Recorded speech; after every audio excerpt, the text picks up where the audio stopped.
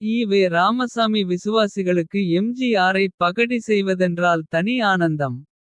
அந்த வகையில் MGR dummy pizza கெத்து பீசா என கீற்று இணையதளத்தில் ஒரு கட்டுரை 2020 இல் எழுதப்பட்டிருந்தது. எம்ஜிஆர் மீதான விமர்சனங்களையும் அதற்கான நம் பதிலடியையும் பார்ப்போம். நம் சேனலை சப்ஸ்கிரைப் செய்து ஆதரவு தாருங்கள். உங்கள் ஆதரவு நமக்கு ஊக்கமளித்து இன்னும் நம் பங்களிப்பை சிறப்பாக செய்ய உதவும். நன்றி. இனி காணொளி. எம்ஜிஆரை பற்றி மக்கள் மத்தியில் ஆணித்தரமாக உருவாக்கி பராமரிக்கப்படும் பிம்பம் உண்மையில் அவருக்கு பொருத்தமானதுதானா? அதில் ஏதாவது குறைந்தபட்ச நியாயமாவது உள்ளதா என நம்மில் எம்ஜிஆரை புனிதராக கருதிக் கொண்டிருக்கும் பலர் ஆய்வுக்கு உட்படுத்துவதில்லை. தன்னுடைய திரைப்படங்களில் ஒருவனுக்கு ஒருத்தி என்ற பார்ப்பனிய கருத்தியலை ஆணித்தரமாக வலியுறுத்தும் எம்ஜிஆர் நிஜவாழ்க்கையில் அடுத்தவர் மனைவியை அபகரிக்கும் நபராகவே இருந்தார். எம்ஜிஆர் ஜானகியை திருமணம் செய்து கொள்ளும் போது ஜானகியின் கணவர் உயிரோடுதான் இருந்தார். அதே போல எம்ஜிஆரின் இரண்டாவது மனைவி சதானந்தவதியும் உயிருடன் தான் இருந்தார். ஆனால் அடுத்தவர் மனைவியை அபகரிக்கும் எம்ஜிஆர் தன்னுடைய திரைப்படங்களில் கற்பை பற்றி தமிழ்ச் சமூகத்திற்கு வகுப்பெடுத்ததுதான் மிகப்பெரிய கேலிக்கூத்தாகும்.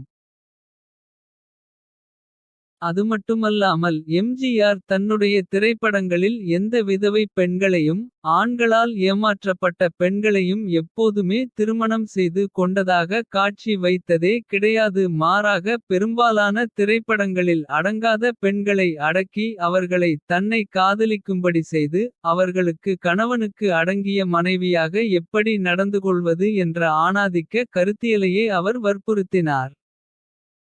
விவசாயிகளின் தோழனாக பல படங்களில் நடித்த எம்ஜிஆர் ஆட்சிக்கு வந்தவுடன் வாகைக்குளத்தில் விவசாயிகளை சுட்டுக் கொன்றார். மீனவனின் நண்பனாக படகோட்டியில் நடித்த எம்ஜிஆர் அப்பாவி மீனவர்களை சுட்டு வீழ்த்தினார். வட ஆற்காடு தர்மபுரி மாவட்டங்களில் கொடுமையான நிலச்சுவான்தார்களை எதிர்த்து போராடிய மார்க்சிய லெனினிய அமைப்பைச் சேர்ந்த அப்பாவி இளைஞர்கள் 22 பேரை துடிக்க துடிக்க என்கவுண்டர் செய்தார். திரைப்படங்களில் மது அருந்துவதை ஒழுக்கக்கேடாக கருதிய எம்ஜிஆரின் ஆட்சியில்தான் மது ஆறாக தமிழ்நாட்டில் ஓடியது என்பதாக உள்ளது கீற்று கட்டுரையின் சாராம்சம். இனி அந்த கட்டுரையில் குறிப்பிடப்பட்டுள்ள ஒவ்வொன்றுக்கும் நாக்கை பிடுங்கிக் கொள்வது போல் பதிலடி தருவோம். எம்ஜிஆர் மீது வைக்கப்பட்ட அனைத்து குற்றச்சாட்டுகளையும் அவரின் போட்டியாளரும் ஈவே ராமசாமியின் மனங்கவர் அடிமையான கருணாநிதியோடும் பொருத்தி பார்த்து அதில் கருணாநிதி எம்ஜிஆர் மீது வைக்கப்பட்ட குற்றச்சாட்டு எதுவொன்றும் கருணாநிதியிடம் இல்லாமல் இருந்திருந்தால் கூட எம்ஜிஆரை விமர்சிப்பதில் நியாயமுள்ளது. பாருங்கய்யா உங்க சமகால அரசியல்வாதி எவ்வளவு யோக்கியரா இருந்திருக்கிறாரு. நீங்க ஏன் அப்படி இல்லை என கேட்கலாம். ஆனால் அதற்கான வாய்ப்பே இல்லையே. வைக்கப்பட்ட குற்றச்சாட்டுகளில் கருணாநிதிக்கும் எம்ஜிஆருக்கும் கடுமையான போட்டி தான் இருந்ததே தவிர எவர் ஒருவரும் குற்றங்குறை இல்லாதவர் இல்லை என்பது தான் உண்மை என்கிறபோது கருணாநிதியை தவிர்த்து எம்ஜிஆர் மீது வைக்கிற குற்றச்சாட்டில் திராவிட ஆசாமிகளின் வடிகட்டின அயோக்கியதனம் தான் உள்ளது. இனி எம்ஜிஆர் மீது வைக்கப்பட்ட அனைத்து குற்றச்சாட்டு விஷயத்திலும் ஈவே ராமசாமியின் யோக்கியதை எப்படி இருந்தது என பார்ப்போம். 1928ஆம் ஆண்டு அருப்புக்கோட்டை பக்கத்தில் சுற்றநத்தம் என்ற ஊரில் ஈவே ராமசாமி ஒரு புரட்சி திருமணம் நடத்தி வைத்தார். புரட்சி திருமணம் என்றால் அப்படியொரு புரட்சி திருமணம். காரணம் ஒரு மணமகனுக்கு 2 மணமகள்களாம். இத்தகைய புரட்சி புண்ணாக்குகள் எம்ஜிஆர் வாழ்ந்த வாழ்க்கையை குற்றம் சொல்ல தகுதி படைத்தவர்களா? ஜானகி விரும்பி தானே எம்ஜிஆருடன் வாழ்ந்தார். நோய்வாய்ப்பட்டு மனைவி இருந்ததால் இன்னொரு துணையை எம்ஜிஆர் நாடினார் என்பது தானே உண்மை. 72 வயதில் ஈவே ராமசாமிக்கே ஒரு துணை தேவைப்பட்டபோது கட்டிலங்காளைக்கு ஒரு துணை தேவைப்பட்டது பெரியாரியவாதிகளுக்கு குற்றமாய் போனது. மேலும் ஒருவனுக்கு ஒருத்தி என்ற எம்ஜிஆரின் திரைப்பட கோட்பாட்டை குற்றம் சொல்கிறார்கள்.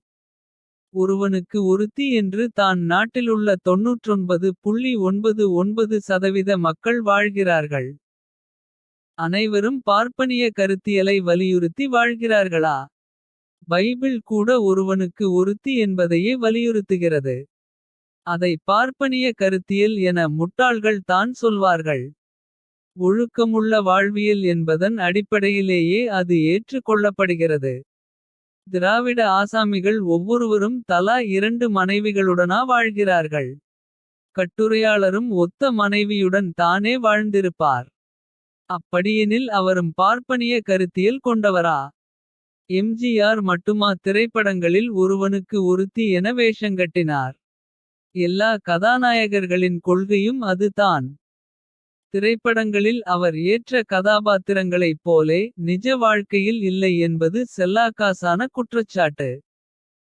திரைப்படம் என்பது வேறு, வாழ்க்கை என்பது வேறு. பாமரன் குழம்பலாம், படித்தவன் இரண்டையும் போட்டு குழப்பிக் கொள்ளலாமா? ஈ.வே. ராமசாமியிடம் படித்தவனின் அறிவு எதையும் குழப்பிக் கொள்வதாகவே இருக்கும். ஈ.வே. ராமசாமி விஷயத்திலேயே அவர் மேடையில் முழங்கியதற்கும் அவர் நடந்து கொண்டதற்கும் துளியளவாவது சம்பந்தமிருந்ததா?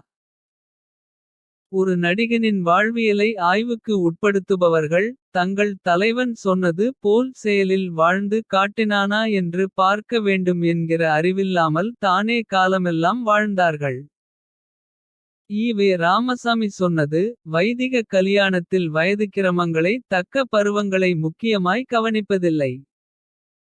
தக்க பருவம் வருவதற்கு முன்பு பெண்களுக்கு கலியாணம் செய்ய வேண்டிய நிர்பந்தம் இருந்து வருகின்றது. 50-60 வயதான ஆண் கிழத்துக்கு 10-12 வயது பெண் குழந்தையை பிடித்து தாலி கட்டி விடுகிறார்கள். கலியாண விஷயத்தில் ஆண்களுக்கு கிழம் என்பதே இல்லையாம். இந்த விஷயத்திலும் சுயமரியாதை கலியாணம் தக்க சரிசமமான வயது பொருத்தம் பார்த்தே செய்யப்படும். குடியரசு அக்டோபர் 7 1934. மேலும் ஈ.வே. ராமசாமி சொன்னது. என் போன்ற வயதானவர்கள் கல்யாணம் செய்து கொள்ள எண்ணக்கூடாது. எப்படியாவது அப்படி ஓர் எண்ணம் வந்து தொலைந்தால் தும்பு அருந்ததாக. அதாவது விதவையாக ஒரு 40-50 வயதானதாக. ஒரு கிழத்தை பார்த்து கல்யாணம் செய்து தொலைக்கட்டுமே. பச்சை கொடி போல ஒரு பெண்ணை வாழ்வின் சுகத்தை அறிய வேண்டிய வயதும் பக்குவமும் கொண்ட பெண்ணை கலியாணம் செய்து கொள்வதா? காரணம் 1000 காட்டட்டுமே. காட்டினாலும் எந்த மானமுள்ளவன் அந்த கலியாணத்தைச் சரியென்று கூறுவான்? யாருக்குச் சம்மதம் வரும்?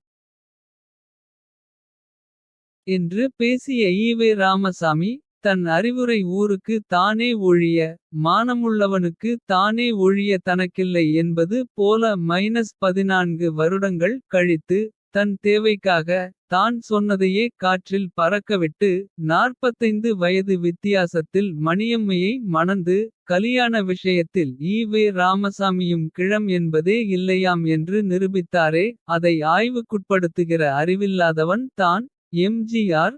திரையில் ஒரு மாதிரி நிஜத்தில் ஒரு மாதிரி என பொரணி பேசுகிறான். இவ்வாறான ஒழுக்க தலைவனை தலைவனாக ஏற்றுக்கொண்டு பிறரின் ஒழுக்கத்தைப் பற்றி பேச திராவிட ஆசாமிகளுக்கு நா கூச வேண்டாமா? விவசாயிகளின் தோழனாக பல படங்களில் நடித்த எம்.ஜி.ஆர். ஆட்சிக்கு வந்தவுடன் வாகைக்குளத்தில் விவசாயிகளை சுட்டுக் கொன்றார். மீனவனின் நண்பனாக படகோட்டியில் நடித்த எம்.ஜி.ஆர். அப்பாவி மீனவர்களைச் சுட்டு வீழ்த்தினார். இது குற்றச்சாட்டு. இதே போன்று விவசாயிகளின் மீது துப்பாக்கி சூடு கருணாநிதி முதல்வராக இருந்தபோது 1970 இல் நடந்தது தானே. தாமிரபரணியில் என்ன நடந்தது? தவறு எந்த ஆட்சியில் நடந்தது என பார்த்து உரைப்பது அவர்களின் அறிவு நாணமற்றதனத்தை தானே காட்டுகிறது. ஈ.வே. ராமசாமி 1965ஆம் ஆண்டு நடந்த இந்தி எதிர்ப்பு போராட்டத்தையே காலிகளின் போராட்டம் என்றும் அரசின் துப்பாக்கி சூடு நடவடிக்கை சரியே என்றும் அறிக்கை விட்டார். ஆரம்பத்திலே 4 காலிகளை சுட்டிருந்தால் இந்த நாச வேலைகளும் இத்தனை உயிர் சேதமும் உடைமை சேதமும் ஏற்பட்டு இருக்காது. எதற்காக கையில் தடி துப்பாக்கி. எதற்கு. முத்தம் கொடுக்கவா கொடுத்துள்ளார்கள். இது என்ன அரசாங்கம். வெங்காய அரசாங்கம் என்றாரே இம்மாதிரி எம்ஜிஆர் பேசினாரா. எம்ஜிஆருக்கு ஒரு நியாயம் ஈவே ராமசாமிக்கு ஒரு நியாயம். பேசுவதா பகுத்தறிவு. திரைப்படங்களில் மது அருந்துவதை ஒழுக்கக்கேடாக கருதிய எம்ஜிஆரின் ஆட்சியில்தான் மது ஆறாக தமிழ்நாட்டில் ஓடியது. என்பது எம்ஜிஆர் மீது வைக்கப்பட்ட மற்றொரு குற்றச்சாட்டு. மதுக்கடைகள் திறக்க சொல்லப்படும் ஒரே காரணம் அரசுக்கு வருமானம். மது விஷயத்தில் எம்ஜிஆர் தம் எதிரி கருணாநிதியின் மது ஆதரவு கொள்கையையே பின்பற்றினார். மது விஷயத்தில் கருணாநிதியையும் ஈவே ராமசாமியின் கொள்கையையும் பற்றி பேசாமல். எம்ஜிஆர் ஆட்சியில் மது ஆறாக ஓடியது என பொத்தாம் பொதுவாக சொன்னால் அது அயோக்கியதனம். அந்த அயோக்கியதனத்தை ஈரோட்டு கண்ணாடிகள் செய்யலாம். நாம் செய்யலாமா. கால் நூற்றாண்டுகளாக குடியை மறந்திருந்த தமிழ் சமூகத்திற்கு. மீண்டும் மது கடைகளை திறந்து குடிக்க கற்றுக் கொடுத்தவர் கருணாநிதி அல்லவா. கருணாநிதி மது கடைகள் திறக்க தூண்டுகோலாக இருந்தது ஈ.வே. ராமசாமியின் ஆலோசனைகள் அல்லவா. ஈ.வே. ராமசாமி அறிவுரையின் பேரில் ஆட்சி நடத்திய கருணாநிதி. மதுக்கடை திறப்பு விஷயத்திலும் ஈ.வே. ராமசாமி கூறியதையே கேட்டார். நம் நாட்டிற்கு தேவையில்லாதது மதுவிலக்கு என்றாலும். நம்முடைய கலைஞர் பூச்சாண்டி காட்டி வருகிறார். ஒரு நாளைக்கு திறக்கிறேன் என்கிறார். ஒரு நாளைக்கு திறக்கமாட்டேன் கட்டாயம் தீவிரமாக அமல் நடத்துவேன் என்கிறார். முன்னேற்றக் கழகத்திலும் சிலர் சாராயம் காய்ச்சுகிறார்கள். பலர் குடிக்கிறார்கள். போலீசிலும் 100க்கும் 30 பேருக்கு மேல் மது அருந்துகின்றார்கள். என கூறி மதுக்கடைகளை திறக்க தயங்கிய கருணாநிதியை ஈ.வே. ராமசாமி விமர்சித்தார். விடுதலை அக்டோபர் 21 1969. மதுக்கடைகளை திறப்பதா வேண்டாமா என குழப்பத்திலிருந்த கருணாநிதிக்கு. மது கடைகளை திறக்க வேண்டாம் என ராஜாஜி அறிவுரை சொல்ல. ஈ.வே. ராமசாமியோ திறக்க சொல்லி கட்டாயப்படுத்துகிறார். விளைவு கருணாநிதி திறந்தார். பக்க விளைவுகளாக மது ஆறாக ஓட ஆரம்பித்தது. மது கடைகளை திறக்க பெரியார் சுழி போட்ட நபர்களை விட்டுவிட்டு. எம்ஜிஆரை மட்டும் சாடுவது என்ன அறிவு ஒழுக்கமோ. குடியை எதிர்த்து தென்னை மரங்களை வெட்டிய ஈ.வே. ராமசாமிக்கே. குடியை ஆதரிக்கிற இன்னொரு முகம் இருந்த மாதிரி.